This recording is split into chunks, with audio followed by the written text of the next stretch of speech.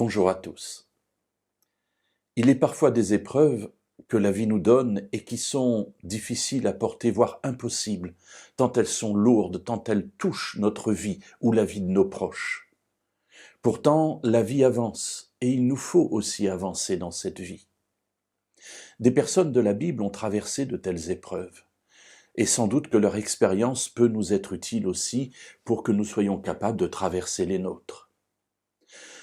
Dans un psaume, le psaume 137, nous avons une situation identique. Nous nous trouvons à Babylone, et là, dans un temps où les Juifs ont été exilés.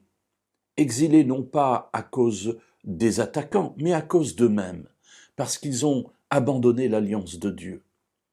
Et ainsi, comme Dieu ne les protège plus, puisqu'ils ne veulent plus de Dieu, les ennemis sont venus et ont dévoré très rapidement ce tout petit pays, ce confetti sur le territoire de l'Orient ancien. Ainsi, les Juifs ont été exilés à Babylone. Et là, ils se retrouvent auprès des fleuves de Babylone.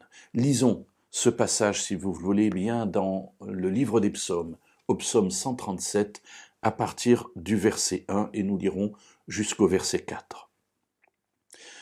Auprès des fleuves de Babylone, là nous étions assis, et nous pleurions en nous souvenant de Sion.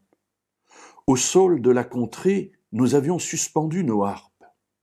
Là, nos vainqueurs nous demandaient des cantiques, et nos bourreaux de la joie.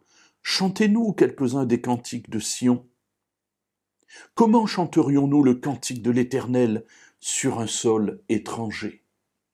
Et vous voyez là toute la détresse et toute cette situation absolument étonnante, parce que les exilés sont là, au bord du fleuve de Babylone, ils avaient des harpes, ils les ont pendues sur les branches des saules, et là les bourreaux, le terme est employé quand même, un terme très fort évidemment, bien sûr, les vainqueurs et les bourreaux, disent, mais chantez-nous, c'est un peu comme du folklore, quoi, mais chantez-nous le folklore de Jérusalem.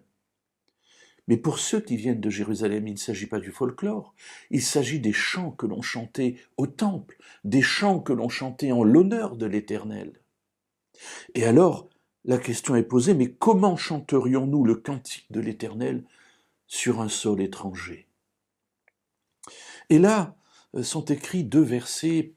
Beaucoup de versets sont extrêmement beaux dans la Bible, bien entendu, mais ces deux versets sont très célèbres aussi dans la pensée juive, où il est écrit, au verset 5 et 6, « Si je t'oublie, Jérusalem, que ma droite m'oublie, que ma langue s'attache à mon palais, si je ne me souviens pas de toi, si je ne mets Jérusalem au-dessus de toute autre joie. » Alors vous me direz, mais en quoi cela peut nous être utile ?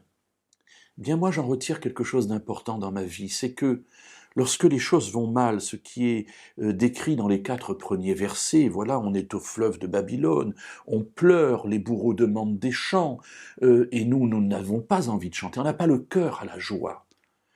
Une chose demeure, ce souvenir de Jérusalem, ce souvenir de ce qu'il y avait, de cette joie qu'il y avait d'être à Jérusalem.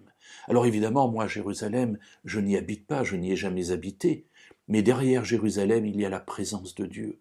Derrière Jérusalem, il y a les expériences que j'ai faites avec Dieu. Eh bien, dans ma vie, ce qui me porte dans ces moments-là, c'est de me souvenir de la manière dont Dieu est intervenu dans ma vie pour me dire « Seigneur, tu as été puissant, tu peux encore l'être aujourd'hui et tu pourras l'être demain. Alors moi non plus, je n'ai pas envie d'oublier Jérusalem. »